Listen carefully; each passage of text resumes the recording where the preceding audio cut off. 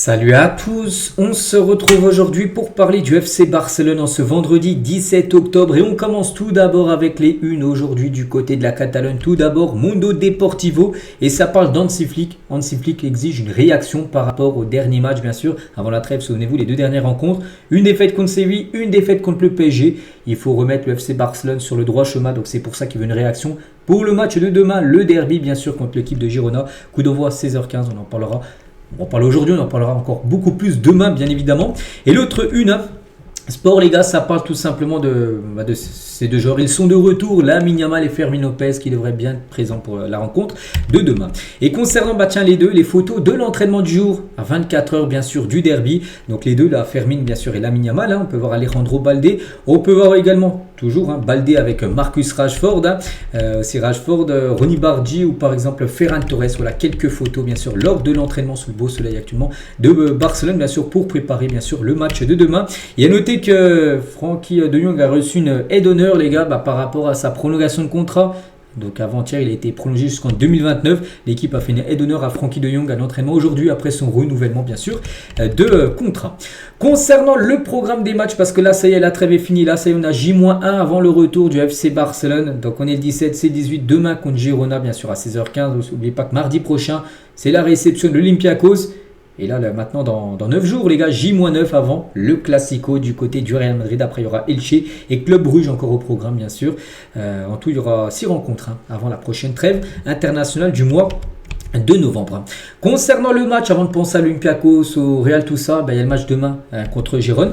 Et on va parler de Rafinha, parce que Rafinha, on sait que voilà, il y a de fortes chances comme qu'il ne soit pas là demain. Enfin, c'est quasiment sûr, mais surtout, tout le monde l'attend, c'est pour le Classico. Et Rafinha pourrait peut-être jouer le Classico. Ça, ce serait une très bonne nouvelle d'avoir Rafinha. Donc, il a subi des tests aujourd'hui et les sentiments sont positifs. Donc, ça va mieux. Sa blessure, en début de semaine, c'était un peu plus compliqué, mais là, ça a l'air d'un peu mieux. Bon, après, comme je dis, le Classico est dans 9 jours. Il faudra refaire le point à 2 ou 3 jours avant le Classico. Mais pour l'instant, on a l'impression qu'il peut peut-être être dans le groupe tout simplement pour cette rencontre. A noter que là, les deux matchs contre Gérone et l'Olympiakos, il y a très peu de chances qu'il soit présent. L'objectif avec son retour, bien sûr, dimanche 26 octobre prochain. Et voilà, comme j'ai dit, si Rafinha s'était entraîné cette semaine avec le groupe, il pourrait très probablement être dans la liste de l'équipe pour affronter l'Olympiakos mardi. Pour le match demain, c'est sur forfait. Maintenant, nous devons voir si plutôt dimanche, il peut déjà faire au moins une partie de l'entraînement avec le groupe, ce qui n'est pas exclure. Voilà, puis voilà, peut-être, pourquoi pas l'avoir peut-être pour le match contre l'Olympiakos, même si je pense que ça semble compliqué. L'objectif est quand même le Classico. On va parler de Lamine Yamal. Donc normalement demain il est là. Lamine, n'oubliez pas qu'il a été blessé lors des 2 derniers matchs de l'Espagne.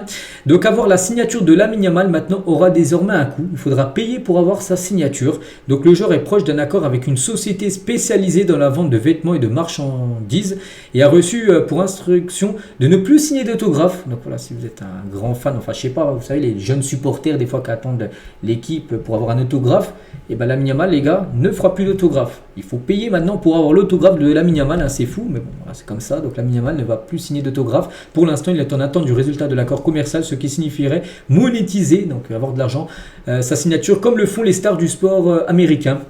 Il y a certaines grandes stars américaines, que ce soit du basketball, peu importe le sport, voilà, pareil, ils ne signent plus les gars, voilà, parce qu'ils monétisent en gros leur signature. Lamine Yamal pourrait faire exactement la même chose. Le plus grand nombre d'occasions créées dans le jeu, dans les 5 meilleures ligues européennes jusqu'à présent cette saison. Donc on peut voir que c'est le FC Barcelone qui a créé le plus d'occasions. Voilà, c'est dans les 5 gros championnats, on ne prend pas que seulement Liga. Même si les 3 premiers sont des clubs espagnols, le Barça a créé quand même plus de 113 occasions en championnat depuis le début de saison. C'est l'équipe bien sûr placée en numéro 1. Des nouvelles qu'il y a d'un ancien joueur, Oriol Romeu, on sait que son contrat a été résilié. Actuellement il est libre. Et c'est vrai que si on regarde le 17 octobre, c'est qu'on a un peu de la peine pour lui parce que Oriol Romeu n'a toujours pas trouvé de club. Il est toujours joueur libre. Personne n'a voulu se positionner. Pourtant il est gratuit. N'importe quelle équipe, par exemple Girona qui l'avait avant, ils peuvent lui proposer un contrat, même un contrat de 8 mois jusqu'à la fin de saison. Personne ne lui a rien proposé. On espère qu'il retrouvera quand même quelque chose, Oriol Romeu, parce qu'actuellement ça doit être compliqué bien sûr pour lui. Il s'entraîne toujours avec un préparateur physique, voilà, de son côté. Il attend qu'une équipe lui propose un contrat, mais pour l'instant, rien ne vient concernant Romelu, grosse force à lui. On continue, on va parler de Dusan Vlahovic, parce qu'il joue à la Juve, donc pourquoi on parle de lui? Parce que le Barça s'intéresse à lui, le Barça considère Dusan Vlahovic comme remplaçant potentiel de Robert Lewandowski, dont le contrat expire bien sûr à la fin de saison. Il est dans la dernière année lui aussi de son contrat, il peut être gratuit avec la Juve, et les discussions sur une prolongation sont au point mort du côté de la Juventus Turin. Donc Deco aurait maintenant le contact avec son agent et le Barça pourrait revoir l'option de le faire venir l'été prochain sur un transfert gratuit. Voilà. Après, est-ce que c'est l'attaquant qu'il faut? Je ne sais pas, mais en tout cas, gratuitement, ça peut être un joueur qui peut être pas mal, bien sûr. Déjà parce qu'il est plus jeune que Robert Lewandowski. C'est comme un bon attaquant. Après, est-ce que c'est l'attaquant rêvé des supporters du FC Barcelone? Ça m'étonnerait. Je pense que les supporters préfèrent plutôt un Haaland ou un Alvarez, par exemple, qu'un Vlahovic. Mais bon. Financièrement, les gars, ça coûterait rien. Il toucherait peut-être une prime à la signature, peut-être 10 millions d'euros. Mais ce serait beaucoup moins cher qu'un Alvarez où il faudrait débourser plus de 100 millions d'euros, bien sûr. Donc concernant Vlahovic, il faudra lui regarder de près s'il peut venir. Et il y a des chances qu'il vienne. Le Guardian, c'est un journal, les gars, britannique, a nommé Pedro Dro, donc Fernandez, le jeune Dro, du Barça, parmi les 3 meilleurs talents mondiaux nés en 2008.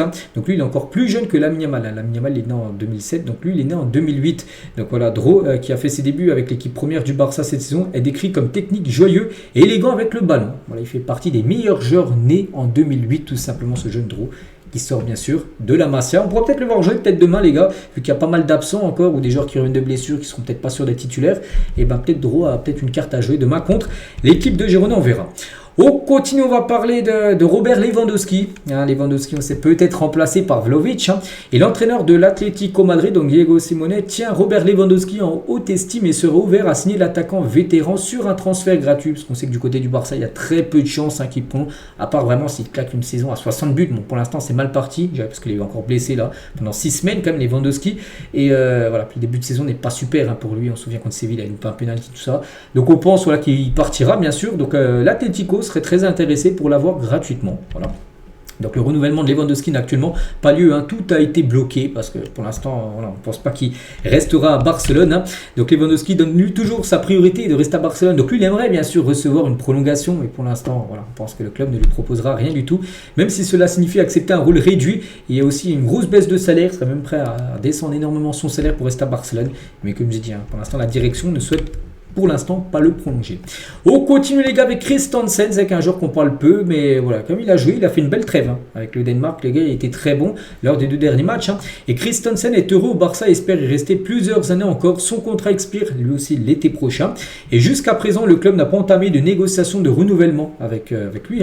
Cela ne signifie pas un manque d'intention à Barcelone. La direction préfère attendre la fin de la saison pour évaluer les performances et la condition physique du joueur. On sait que déjà la saison dernière, il a vécu une saison galère. Quasiment toute la saison, il a été blessé. C'est pour ça que le Barça va pas encore entamer directement le mois d'octobre une prolongation concernant Christensen, comme ils ont fait avec De Jong. Ils ont plus de garanties avec De Jong que Christensen, bien sûr. Donc Christensen, il va falloir peut-être attendre au mois de mars, avril, mai, vraiment dans les derniers mois de son contrat pour voir s'il faut le prolonger ou pas. Pour l'instant, il n'y a rien va être fait maintenant. Et Flick et l'entraîneur du Danemark ont une conversation pour tester Christensen pour la première fois en tant qu'arrière droit. Pourquoi pas. Donc Christensen a joué à ce poste contre la Grèce et il a fait une solide performance. Donc peut-être nouveau défenseur droit, peut-être Christensen du côté du Barça. On sait qu'il peut jouer défenseur central. Il peut même jouer, je pense, numéro 6, vraiment pour dépanner quelques matchs. Et pourquoi pas défenseur droit, s'il manque Koundé ou même Eric Garcia qui a déjà joué défenseur droit. Et Christensen peut être aussi une option. On continue, les gars, avec juste 2-3 déclarations de Marcus Rashford. Le football, c'est de l'amour pour moi. C'est la première sensation que l'on ressent quand on est enfant, quand on touche le ballon. Quand je suis à mon meilleur niveau, le football me ramène à ce lieu de pure joie et de liberté. Il a l'impression de retrouver son haut football. Rashford, n'oubliez pas, c'est lui qui a les meilleures statistiques du côté du Barça sur ce début de saison. Dans les moments difficiles, je me souviens de ce petit garçon qui a commencé à jouer au football juste parce qu'il le voulait. C'est pourquoi nous endurons des entraînements difficiles, de la discipline, de la pression. C'est la raison pour laquelle nous aimons bien sûr ce jeu, le foot. Et la force mentale n'est pas seulement pour le football, c'est pour la vie. Il faut être assez fort pour faire face à tout ce qui se présente aujourd'hui ou demain. Et cette résilience se transfère également bien sûr sur le terrain. Et pour finir, avec Marcus Rashford, ce qu'il y a de mieux avec le succès, c'est le processus qui se cache derrière. Être au sommet s'accompagne d'attente et de pression, mais la clé est la discipline, le travail acharné et le désir de s'améliorer. Voilà, quelques déclarations de Rashford pour clôturer l'épisode du jour. Donc voilà ce qu'il y a à dire aujourd'hui. J'espère que ça vous a plu. On se retrouve demain les gars. Même matin, j'essaie de sortir la vidéo peut-être max 11h. Voilà, comme ça vous aurez toutes les infos avant le match. Pas milieu d'après-midi à 16h15 bien sûr contre l'équipe de Girona. Allez, je vous souhaite un très bon vendredi et à demain.